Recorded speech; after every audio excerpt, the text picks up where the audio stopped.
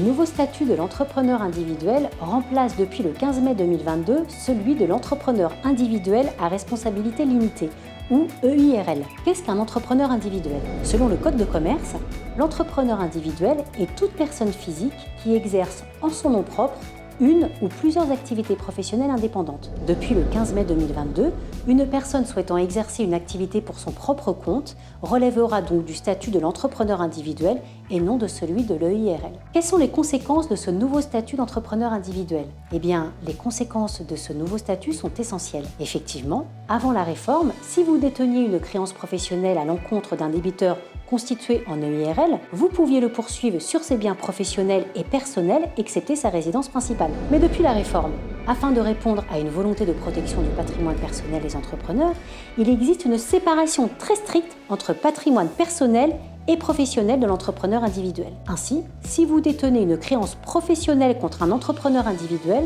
vous pourrez agir uniquement sur les biens professionnels de ce dernier. Cette séparation entre les deux types de patrimoine se fait de plein droit, sans aucune action de la part de l'entrepreneur. Le patrimoine professionnel est ainsi constitué de tous les éléments utiles à l'activité professionnelle de l'entrepreneur individuel, sans qu'il soit nécessaire de les recenser dans un acte. Les créances nées avant le 15 mai 2022 sont-elles concernées par cette protection? La réponse est non. Seules les créances nées après le 15 mai 2022 sont concernées par la réforme. Ainsi, si votre créance est née avant cette date, vous pourrez agir sur l'ensemble du patrimoine personnel et professionnel de votre débiteur, et dans le cas contraire, vos actions seront limitées au seul patrimoine professionnel. Mais quel bien constitue le patrimoine professionnel de l'entrepreneur individuel? Le contenu du patrimoine professionnel de l'entrepreneur individuel a suscité beaucoup d'interrogations. C'est le décret du 28 avril 2022 qui a apporté une réponse en donnant quelques exemples. Le fonds de commerce ou encore le fonds artisanal ou agricole, les biens meubles comme la marchandise, le matériel et l'outillage,